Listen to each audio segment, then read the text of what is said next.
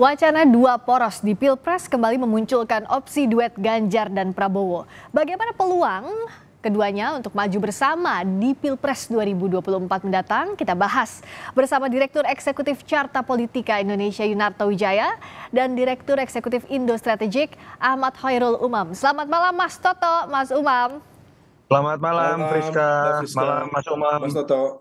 Selamat malam, saya mau tanya dulu ke Mas Toto. Jadi ini tuh mungkin Ya, atau enggak sih peluangnya duet antara Mas Ganjar dengan Pak Prabowo di Pilpres? Kalau tadi Mbak Puan bilang bahwa tergantung dinamika sebulan ke depan. Angin apa, dinamika apa yang bisa memungkinkan adanya duet ini? pertama secara konseptual memang menarik kalau berbicara dalam framing kenapa tidak dilebur dan disatukan saja dua calon presiden yang katakanlah sama-sama mengklaim keberlanjutan Jokowi akan jadi Ya, kekuatan besar. Momen mikronya juga pernah terjadi 10 Maret di Kebumen dan kita tahu saat itu Pak Jokowi yang menjadi macoblang tanda kutip ya. Tetapi kan pada saat 10 Maret pun kalau kita lihat di situ sudah terjadi perbedaan pandangan dari pendukung Ganjar dan pendukung Pak Prabowo sehingga membuat kita bisa menyimpulkan sulit nih menemukan formula yang bisa diterima keduanya karena pemilih Mas Ganjar saya tuh happy dengan pertemuan itu tapi bicaranya konteks Ganjar Prabowo. hmm, Pemilih Pak Prabowo sebaliknya happy juga tapi bicaranya dalam konteks Prabowo Ganjar. iya. Dan kalau kita lihat sekarang pun itu yang menurut saya sulit untuk disatukan dalam formula yang menguntungkan keduanya.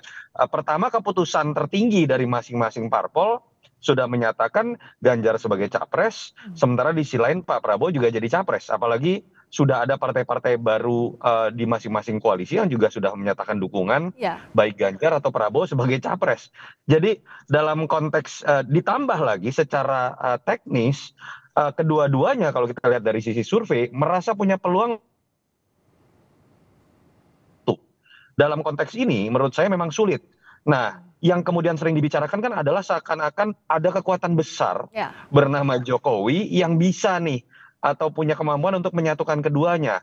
Apakah itu dimungkinkan? Menurut saya juga tidak mudah. Kenapa? Katakanlah Pak Prabowo loyalis Jokowi, katakanlah PDI Perjuangan adalah satu keluarga besar dengan Pak Jokowi. Tapi kan tidak bisa kepatuhan ini atau kesamaan latar belakang ini kemudian dengan demikian mudah mengalahkan eh, ego tanda kutip ya atau keinginan untuk menjadi RI 1.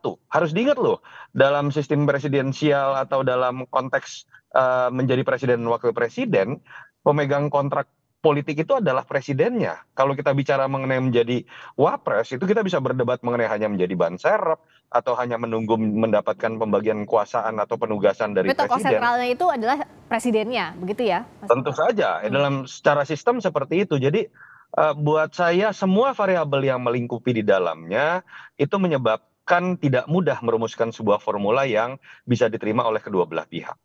Kalau Mas Umam juga melihat hal yang sama, ego ini jadi benteng tertinggi untuk menyatukan antara Mas Ganjar dan Pak Prabowo. Ya, bagaimanapun juga ini adalah isu lama yang kemudian coba untuk direpetisi kembali. Dan sepertinya kalau misal tadi Mas Toto menyebut ada konteks kekuatan besar atau mastermind, let's say beliau adalah Pak Jokowi misalnya, mencoba untuk memanfaatkan sisa timeline menjelang pendaftaran yang ada. Dan ini menjadi cukup unik karena bagaimanapun juga beberapa waktu lalu KPU sudah cukup clear untuk mengajukan tanggal pendaftaran berbasis dari kalkulasi hasil Perpu yang terbaru kemarin. Tetapi kemudian agak unik, ada dinamika yang cukup serius di Komisi 2 yang kemudian justru mengembalikan lagi pada titik yang lebih dimundurkan. Nah, mungkin ini mengindikasikan bahwa memang ada negosiasi yang belum selesai.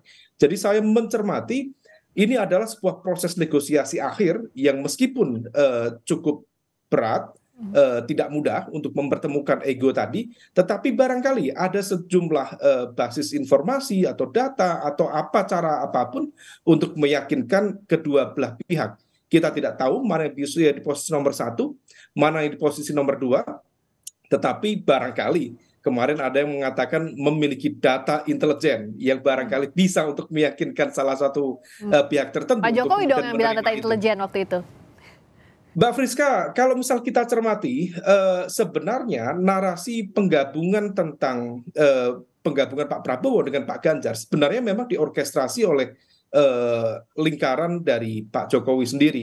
Kalau tadi disebutkan sekitar bulan Maret tanggal 10 2023, momentum di Kebumen waktu itu dipertemukan antara Pak Ganjar dengan Pak Prabowo, dan narasi yang barangkali harusnya mencuat karena berbasis pada kekuatan elektoral partai harusnya adalah Ganjar Prabowo, tetapi yang mencuat di publik waktu itu adalah Prabowo Ganjar, dan saya menduga ini adalah sebuah produk orkestrasi kekuasaan yang diarahkan untuk menciptakan public opinion bahwa komposisi yang tepat versi dari mereka yang mengorkestrasi adalah Prabowo Ganjar. Nah, dalam konteks ini tentu ada proses negosiasi dan tentu tidak mudah karena bagaimanapun juga karakter dari PDIP semakin merasa ditekan, dalam konteks ini adalah Bu Megawati Soekarno Putri, tentu akan memunculkan resistensi yang lebih. Tetapi barangkali dari sisi timeline akan ada sejumlah upaya untuk kembali meyakinkan itu. Meskipun ini sangat kecil kemungkinannya, rasanya pihak yang kemarin mencoba mengorkestrasi akan melakukan langkah-langkah final untuk memastikan apakah ini bisa di-merger ataukah memang akan dibiarkan tiga poros kekuatan ke depan. Apa finalnya itu saat ada pertemuan antara Bu Mega dengan Pak Prabowo, Mas Toto? Karena ini juga kan yang ditanyakan ke Mbak Puan menyusul adanya isu duet ini, dan Mbak Puan bilang bahwa ya itu mungkin saja komunikasi selalu dilakukan dengan elit Gerindra. Apakah di situ keputusannya atau ya maupun ada pertemuan bukan ke sana arahnya? Kalau saya melihat dari sisi kepentingan ya, pihak yang paling punya kepentingan kalau kita mau berspekulasi terkait dengan meleburnya dua kekuatan ini atau bergabungnya Mas Ganjar dengan Pak Prabowo adalah Pak Jokowi. Bukan Ibu Mega, bukan Pak Prabowo. Pak Prabowo saya meyakini siap dengan siapapun wakil, dan nama Mas Ganjar juga tidak pernah tersebut ya.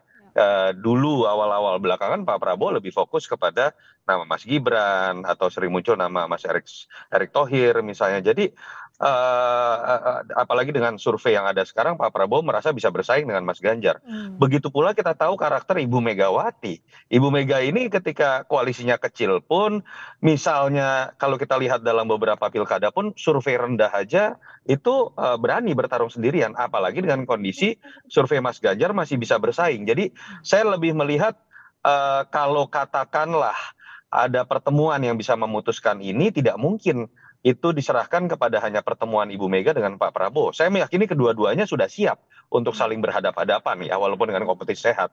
Sementara Pak Jokowi yang kalau kita lihat terus masuk ke dalam pro dan kontra, pergunjingan terkait siapa capres yang akan dia pilih, kedekatannya dengan Pak Prabowo apakah sudah melampaui kedekatannya dengan PDI Perjuangan, anaknya masih menjadi kader PDI Perjuangan misalnya, itu menurut saya memang akan menjadi sebuah jembatan yang baik ya, sebuah solusi yang baik apabila dua kekuatan ini bisa bergabung. Tetapi apakah kemudian demikian mudahnya Pak Jokowi bisa mempengaruhi seorang Prabowo ataupun Megawati? Saya tadi sudah menyatakan, saya pikir tidak semudah itu. Masuk Pak Prabowo sekalipun ketika kita tahu terlihat sangat loyal, sering kemudian melekatkan diri dengan Pak Jokowi, tapi ketika bicara mengenai pertarungan kekuasaan, saya pikir dia tetap akan memiliki skenario sendiri.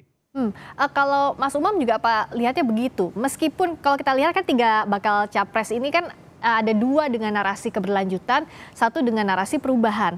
Yang keberlanjutan Mas Ganjar dengan Pak Prabowo, meskipun narasinya sama, visinya sama, tapi jalannya berbeda gitu Mas Umam. Jadi nggak bisa juga segampang itu untuk disatukan.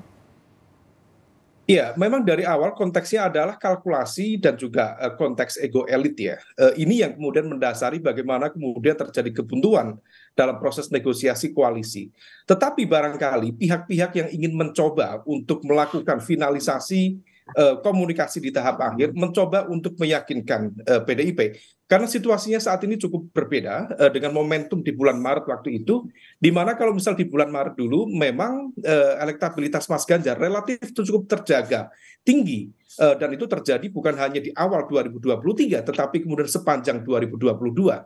Tetapi kemudian situasi per hari ini relatif cukup berbeda dengan apa yang diekspektasikan sebelumnya, di mana hal ini tergambarkan dari ya koalisi misalnya, bagaimanapun juga di atas kertas ya, Pak Prabowo per hari ini mengantongi basis kekuatan dukungan parlemen sebesar 45%. Kemudian koalisi Anies Muhaimin di angka 29%. Kemudian PDIP dengan P3, Mas Ganjar, mesin politiknya praktis dalam konteks ini adalah 25%. Nah, kalau misal kemudian betul 3 pasang, maka kalkulasinya di atas kertas ya, meskipun sekali lagi angka tidak menjamin apapun dalam proses pemenangan di Pilpres, tetapi di atas kertas, kalau misal kemudian masing-masing dukungan koalisi itu bisa bekerja secara optimal, menghasilkan efektivitas mesin pengambil suara yang cukup signifikan, maka yang bisa masuk di putaran kedua adalah Pak Prabowo dan Pak Ganjar. Nah, kalau misal kemudian realitas itu terjadi, maka besar kemungkinan melihat dari aspek ideological resistance, kemudian pola komunikasi antar elit di antara partai-partai yang saat ini misalnya Nasdem, kemudian PKS dan juga PKB, dikhawatirkan barangkali oleh sejumlah pihak akan bergabung dengan Pak Prabowo. Jika kemudian itu menjadi satu kekuatan, ini yang kemudian menjadi sebuah ancaman bagi PDIP dan juga P3 di kubu Mas Ganjar. Nah, maka kalau misal di titik itu Mbak Friska, kita kembali pada satu asumsi di mana dulu ada muncul sebuah narasi, ada strategi besar di kalangan partai-partai politik untuk mengepung PDIP. Kepungan ini sekarang semakin clear. Nah, kita tidak tahu apakah PDIP cukup gentar dengan ancaman semacam itu atau justru sebaliknya. Betul yang disampaikan Mas Toto tadi, dalam sejumlah kesempatan PDIP seringkali kukuh dengan keyakinannya, biasanya tidak mudah untuk diintervensi hanya dengan kalkulasi angka di atas kertas. Sekali keputusan diambil, biasanya akan tetap dijalankan. Nah, terakhir Mas Toto singkat saja, jadi wacana duet ini mau Ganjar Prabowo, Prabowo Ganjar, impossible sampai saat ini? Karena saya juga melihat ini keluarnya dari Gus Jazil ya. Saya seringkali melihat Gus Jazil ini ada setengah bercanda atau melempar bola lambung saja.